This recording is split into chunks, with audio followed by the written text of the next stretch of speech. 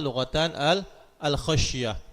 Jadi ketika mereka takut kepada Allah, maka mereka akan menjauhi larangan Allah dan mereka akan senantiasa taat kepada Allah Subhanahu wa taala. Dan disyaratkan juga dalam orang yang takut kepada Allah itu adalah orang yang kenal kepada Allah. Kalau enggak kenal sama Allah, bagaimana dia akan takut kepada Allah? Karena dan siapa itu orang yang kenal kepada Allah, al-arif billah? Itu syaratnya adalah orang yang berilmu. Harus punya ilmu, al-alim, dia mempelajari dan dia berfikir dan dia membaca Al-Qur'an, mengenal Allah dari Al-Qur'an, dari hadis Rasulullah, dari tafakkur, dari ilmu yang dia pelajari, baru dia kenal Allah Subhanahu wa taala. Ya.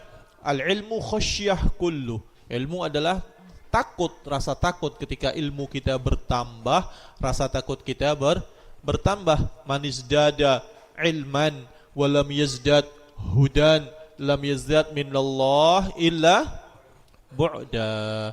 Orang yang bertambah ilmunya tapi enggak bertambah takwanya, enggak bertambah rasa takutnya, maka dia enggak bertambah di sisi Allah kecuali jauh dari Allah Subhanahu wa taala. Idzan al-ilmu khasyah kullu. Jadi syarat menjadi wali Allah Subhanahu wa taala adalah dia beriman dan dia bertakwa. Tidak akan sampai kepada iman dan takwa yang sempurna kecuali dengan ilmu. Al-Imam Syafi'i mengatakan laula alim waliyullah la waliya lillah. Kalau bukan andai kata orang yang alim itu adalah wali Allah, ya, wali Allah enggak disyaratkan alim, maka Allah enggak punya wali. Maksudnya seorang wali kalau mau jadi wali dia harus berilmu sehingga dia akan mengenal Allah Subhanahu wa taala, sehingga dia akan bertakwa. Karena takwa menurut bahasa adalah khasyah, takut. Ya, ditafsirkan oleh ulama, takwa adalah imtisalul awamir wajtinabun nawahi, menjalankan perintah Allah dan menjauhi larangan Allah. Bagaimana kita mau menjalankan perintah-perintahnya? Perlu dengan ilmu. Bagaimana kita mau menjauhi larangannya? Perlu dengan ilmu. Al-Imam Ali bin Abi Thalib mengatakan at-taqwa khauful jalil, takut pada Allah. Ya, takut pada Allah, khauful jalil. War-ridha bil qalil, ridha dengan hal yang sedikit dalam arti urusan dunia. Ya, diridha apa yang Allah bagi dia ridha sahaja. Ya, Allah bagi dia kurang bagi sedikit dia ridha, alhamdulillah, selalu bersyukur kepada Allah Subhanahu wa taala. Enggak tamak, rakus, tidak ridha terhadap pembagian Allah karena Allah yang membagi. Ya, kalau kita ridha, kita akan merasa tenang. Idza kunta gitu. Mada yaqul al-Imam al-Haddad, in tardha bil maqsum ishta muna'aman.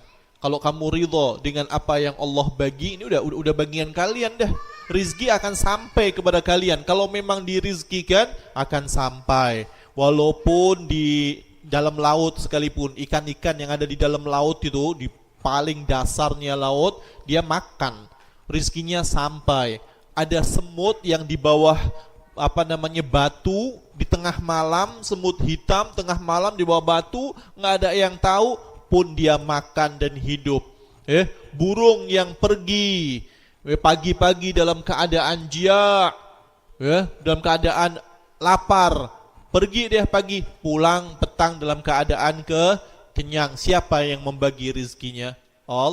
Allah. Jadi apa yang Allah bagi akan sampai kepada kalian. Alladzi qusim lak hasilun ladek walladzi li ghairik lan yasil ilaik. Yang sudah dibagi untuk kalian pasti akan sampai kepada kalian. Enggak perlu susah payah. Yang itu bukan rezeki kalian, kalau kalian berjuang seperti apapun, enggak ridho seperti apapun, enggak akan sampai. Alladzi li ghairik, yang punya rezekinya orang lain, you tak akan dapat pun. Yang ada you malah jadi hasad, dengki, marah. Orang yang dengki, yang hatinya penuh dengan kemarahan, enggak ridha, orang lain mendapat kehebatan, mendapat kemuliaan, fadl dari Allah, maka dia akan mata ghammah. Paling enggak dia dalam keadaan sedih. Hari-harinya hidupnya enggak tenang, enggak pernah rasa bersyukur, kurang, selalu merasa kurang. Jadi intardha bin maksum ishta muna'ama. Kalau kalian ridho dengan apa yang Allah bagi, kalian akan hidup dalam keadaan nikmat. Wa illam takun tardha ishta fi hazan.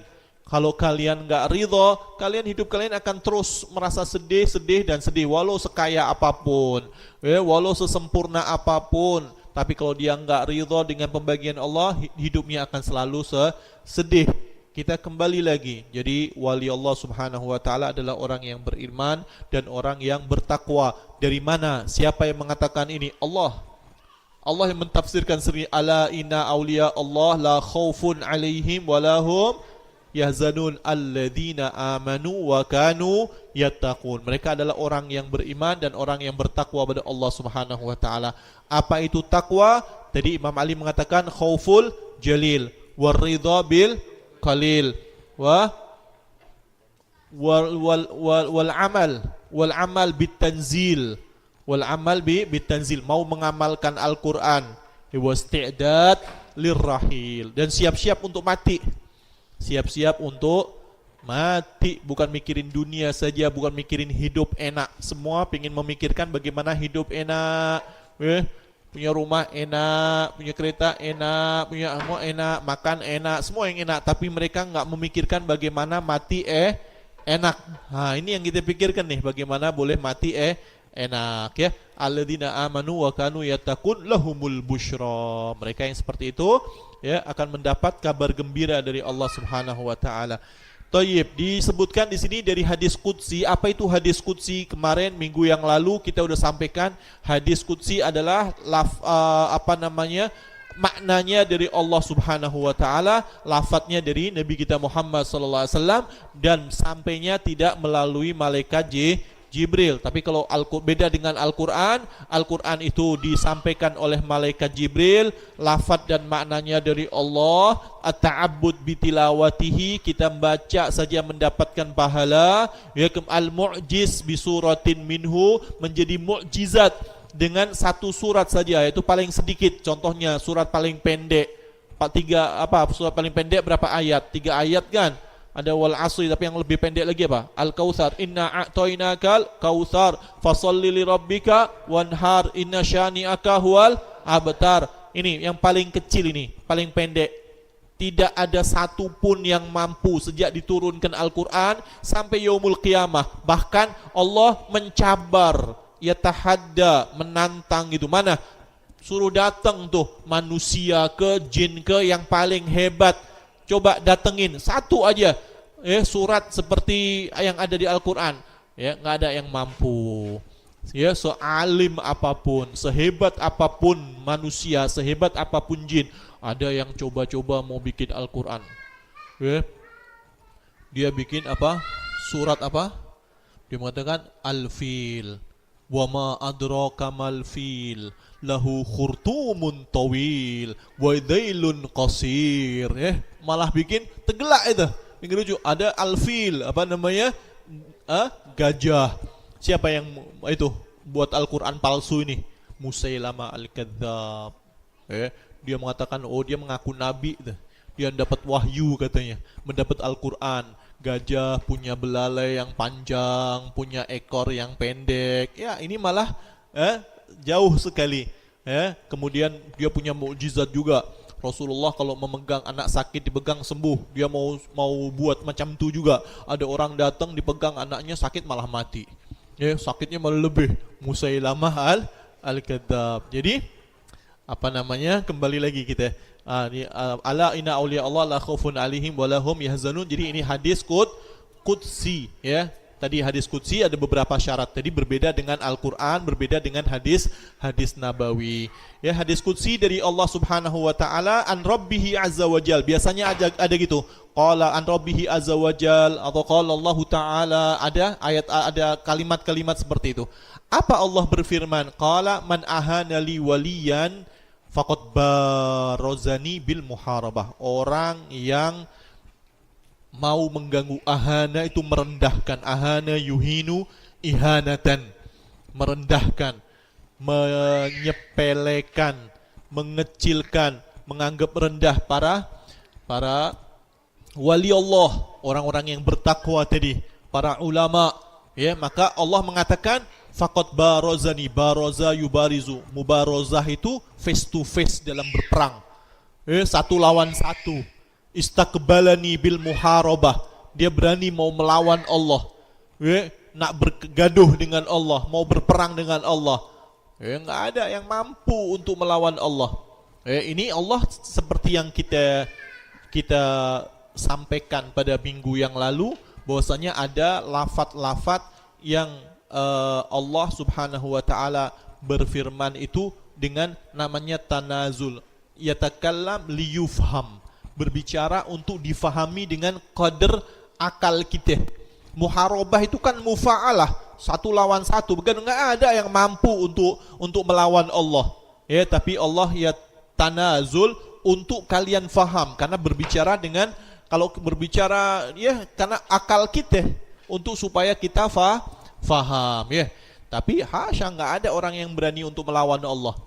Tapi orang yang mengganggu wali Allah berarti dia telah mengumumkan peperangan dengan Allah, maka siapa yang akan menang? Allah Subhanahu wa taala akan menghukumnya. Ini termasuk syiddah, hukuman, yakni tahdzir, peringatan yang sangat kuat dari Allah Subhanahu wa taala. Wa ma taraddatu an shay'in ana fa'iluh ma taraddatu fi ghabdi nafsil mu'min.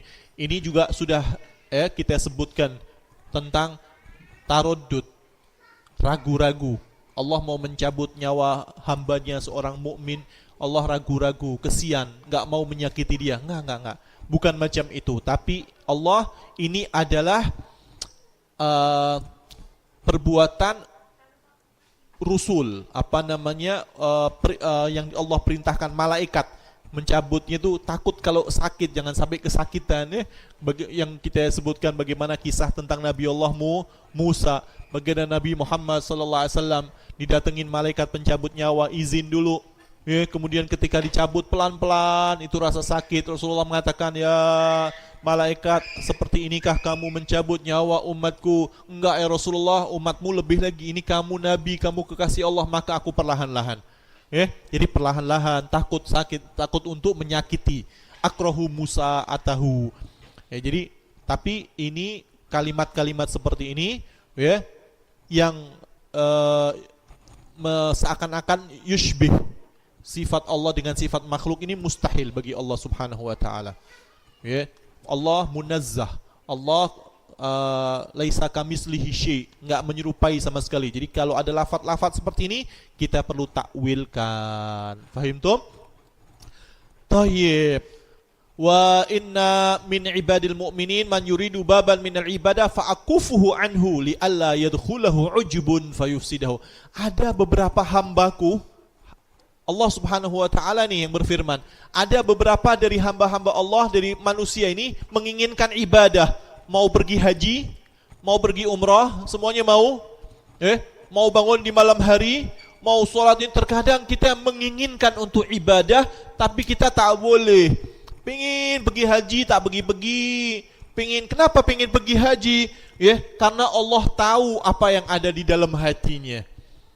Dia pengin berbuat baik. Ya Allah, aku inginlah bersedekah yang banyak, aku inginlah membina masjid, aku inginlah pergi haji, tapi tak dapat untuk beribadah yang baik seperti ini. Kenapa? Karena Allah tahu bahwasanya kalau dia melakukannya, dia akan sombong nanti. Dia akan sombong, mau pergi haji, untuk apa? Pulang biar dipanggil haji, Pak Haji. Pulang biar dipanggil hajah, Bu Hajah. Oh, kalau dipanggil Bu Hajah itu happy banget. Oh iya, haji happy deh. Pengen dipanggil gitu, pengen punya pangkat kayak gitu. Yang ini terkadang Allah jauhkan dari ibadah-ibadah seperti ini. Apa sebab? Supaya tidak ada kesombongan dari dalam hatinya. Karena rubba ta'atin turithul al-ujub atau takabbur, wa rubba ma'siyatin turisul inkisar. Berapa banyak ketaatan yang membuat kita sombong jadinya. Terkadang udah baik, pakainya imamah, pakainya jubah, pakainya udah kayak sunnah dibawa semua, tasbihnya, siwaknya, masya Allah. Kemudian ngelihat orang pakai baju biasa, saya lebih afdol daripada dia. Waduh, bahaya tuh. Ada perempuan, dia solehah, dia pakainya niqab semuanya tertutup, nggak terlihat sama sekali. Ngelihat orang yang baru terbuka kerudungnya, pandang dia ahli maksiat lah. Saya lagi baik lah, saya solehah lah. Maka maksiat ibadahnya dia tadi, kebaikannya dia tadi, dia membuat dia jadi ujub. Sedangkan ada orang maksiat nangis, sedih. Ya Allah, kenapa aku maksiat lagi? Kenapa aku maksiat lagi? Kenapa aku dosa lagi? Ya Allah, melihat dia orang baik, dia orang-orang menjadi soleha. Kenapa aku maksiat? Dia nangis, dia bersedih, tapi dia jatuh lagi maksiat lagi, dia tobat lagi, jatuh lagi maksiat, dia tobat lagi. Maka rubba maksiatin turithul al-inkisar. Aywa, sama makna sawa. Rubba maksiatin awrasat dzullan wa inkisara. Makna sawa. Makasih udah dibetulin. Makna wala ana mukhti makna. Aywa. Makna sawa, ya. Jadi berapa banyak maksiat yang menyebabkan inkisar tuh tawadhu, sedih gitu kan, lain kan. Orang, jadi dulu ada Al-Habib Abdullah bin Ali Muhammad Al-Haddad atau ahad minas salaf, dia bangunin anaknya untuk bangun di malam hari, sholat di malam hari. Lepas itu anaknya cakap, ya abata, wahai bapakku, alhamdulillah ya, kita dapat melakukan sholat di malam hari, ibadah. Banyak tuh orang pada tidur, kita boleh ibadah. Apa kata bapaknya tadi cakap apa? Anakku, tidurnya mereka lebih afdol daripada sholat ibadah kamu di malam hari. Apa sebab? Karena mereka tidur hatinya enggak sombong. Sedangkan kamu ibadah tapi kamu merasa lebih baik daripada yang lain. Jangan. Kita enggak tahu apa yang akan terjadi di akhir hidup kita nanti. Fahim tuh? Naam. Jadi terkadang Allah menjauhkan supaya enggak masuk sombong, yang mana sombong ini akan menghancurkan ibadahnya, merusak ibadahnya, fayufsidahu. Naam dzalik. Wa ma taqarraba ilayya 'abdi mimithli ada'i maftaratu alaihi wa ma yazalu 'abdi yatanaffalu hatta uhibba. Sudah kita jelaskan tuh. Ya, tidak seorang hambaku berbuat ibadah yang paling aku cintai adalah dengan fardu. Naam. Wa man ahbabtuhu kuntu lahu sam'an wa basaran wa yadan wa muayyida. Kalau aku sudah cinta sama dia, aku jadi tangannya, aku jadi matanya, aku jadi kakinya, aku jadi pendengarannya. Tidak mendengar kecuali yang Allah ridho, tidak melihat kecuali yang Allah ridho. Allah jaga dianya. Kalau udah gitu, udah Allah jaga, da'ani fa'ajabtu, minta aja sama Allah, Allah bagi. Jadi terkadang kita kalau doa ibadah kita, doa kita nggak diterima, ya, nggak sampai. Apa sebab? Karena kita masih maksiat banyak. Terkadang kita datang kepada para ulama, kepada wali-wali Allah, kepada orang-orang yang soleh. Kenapa? Karena dia menjaga dirinya.